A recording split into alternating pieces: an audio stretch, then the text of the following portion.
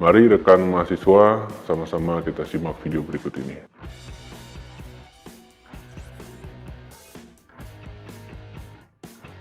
Ya, masih di mata kuliah Strategi Bisnis Manajemen. Saya akan membahas mengenai visi perusahaan, ya, apa itu visi perusahaan, ya, apa itu misi perusahaan, apa itu tujuan perusahaan, sasaran operasional perusahaan, dan falsafah perusahaan.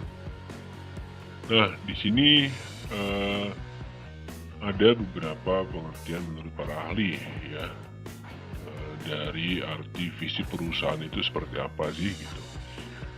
Nah, ini Jamaluddin Ancok nih ya, dia mengatakan bahwa visi ialah statement yang berisi arahan yang jelas mengenai apa yang akan dilakukan oleh suatu organisasi di masa depan. Ya, lalu yang kedua, Wibisono. Ya, dia mengatakan visi ialah rangkaian kalimat yang menyatakan cita-cita atau impian sebuah organisasi yang ingin dicapai di masa depan.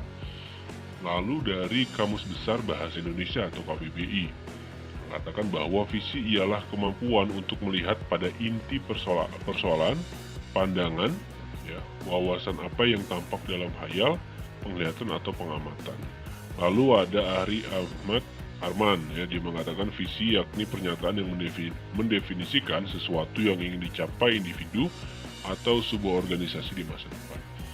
Nah, jadi dari beberapa pengertian menurut para ahli ini, ya, pada prinsipnya ya, di situ ialah sebuah kalimat, ya, sebuah rangkaian kalimat, statement, ya, bahkan pernyataan, ya, untuk apa? Untuk organisasi ini, ya, melihat bagaimana ke depan, ya, apa yang ingin dicapai dari organisasi ini, ya, seperti itu. Jadi yang ingin dicapai di masa depan dari organisasi ini itu seperti apa, ya, tentunya melihat dari apa, dari inti-inti persoalan yang ada, ya, dari pandangan-pandangan, dari wawasan. Nah, inilah yang perlu dikaji oleh perusahaan ketika menentukan visinya itu seperti apa.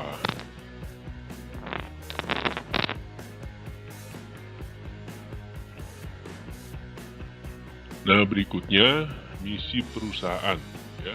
Di sini ada beberapa juga, ya, pemahaman dari para ahli. Yang pertama dari Ari Ahmad Arman. Ya, dia mengatakan misi yakni pernyataan-pernyataan yang menjelaskan apa yang sedang, ya, dan akan dilakukan atau yang ingin dicapai dalam waktu dekat. Ya. Lalu menurut Wibisono, misi ialah penetapan sasaran atau tujuan perusahaan dalam jangka pendek 1-3 tahun. Lalu menurut KBBI, ya, Kamus Besar Bahasa Indonesia, misi ialah tugas yang dirasakan orang sebagai suatu kewajiban untuk melakukannya demi agama, ideologi, patriotisme, dan sebagainya. Nah, dan menurut Prasetyo dan Benedikta, misi merupakan produk, ya, dan jasa yang diperoleh oleh industri, pasar yang dilayani, dan teknologi yang digunakan untuk mencukupi kebutuhan konsumen dalam pasar tersebut. Ya, jadi pada prinsipnya misi itu ya sebuah penetapan, ya, penetapan sasaran, ya, yang ingin dicapai dalam waktu dekat, seperti itu. Kalau tadi kan visi, ya, bagaimana ke depannya, ya, bagaimana di masa depannya gitu, dalam perusahaan apa yang ingin dia capai gitu, ya. Nah, tujuan perusahaan. Tujuan perusahaan menurut Warren et al, ya, adalah memaksimalkan keuntungan atau profit. Tentu, ya, ini pasti salah satu yang menjadi tujuan perusahaan, ya. Bagaimana cara mereka meningkatkan profit, ya, supaya tetap bisa bersaing, bertahan, ya, di dunia bisnis, ya, di dunia industri, ya. Itu yang perlu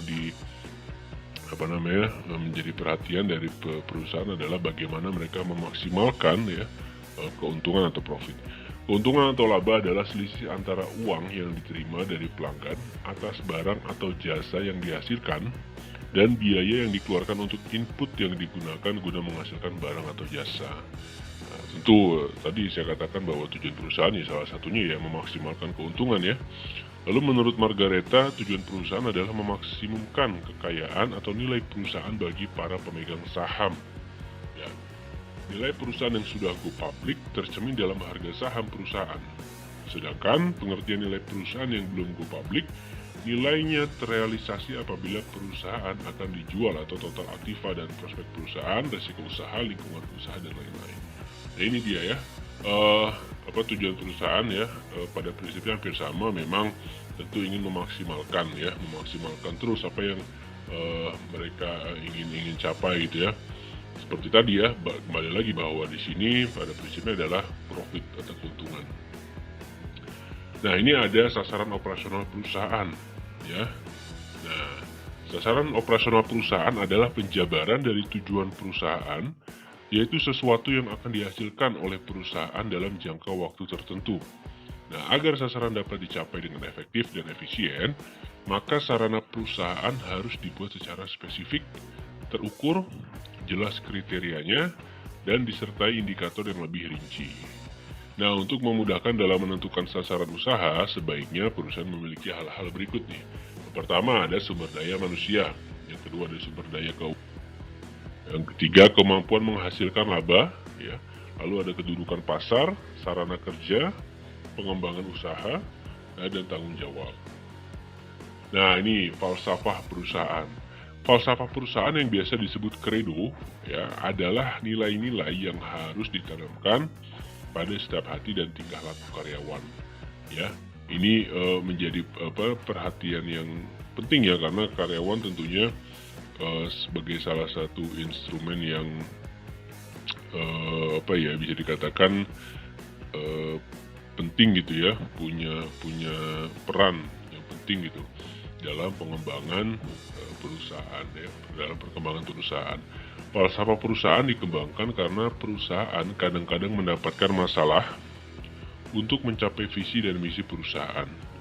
Nah, Gobel yang dikenal sebagai pelopor industri elektronik Indonesia atau merek nasional dan Panasonic ya, mungkin rekan-rekan mahasiswa tahu ya, dalam menjalankan usahanya senantiasa berpegang pada falsafah pohon pisang.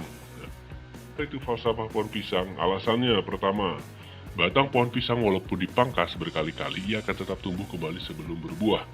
Kalau sudah berbuah, yang dapat dimakan oleh manusia atau makhluk hidup lain, barulah pohon pisang akan mati. Ya. Kedua, sebelum pohon pisang mati terlebih dahulu membentuk tunas baru untuk menggantinya. Jadi ada regenerasi. Ya.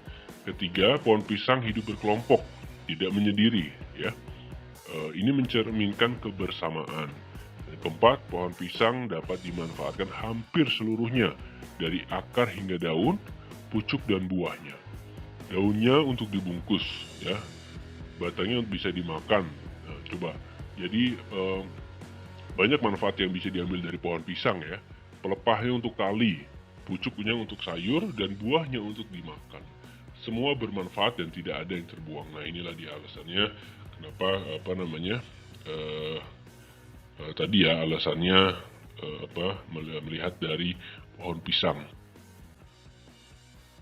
Baik, untuk kita cukupkan. Mudah-mudahan materi tadi dapat bermanfaat untuk kita, dan jangan lupa selalu mencari sumber referensi valid lainnya. Saya akhiri, wassalamualaikum warahmatullahi wabarakatuh.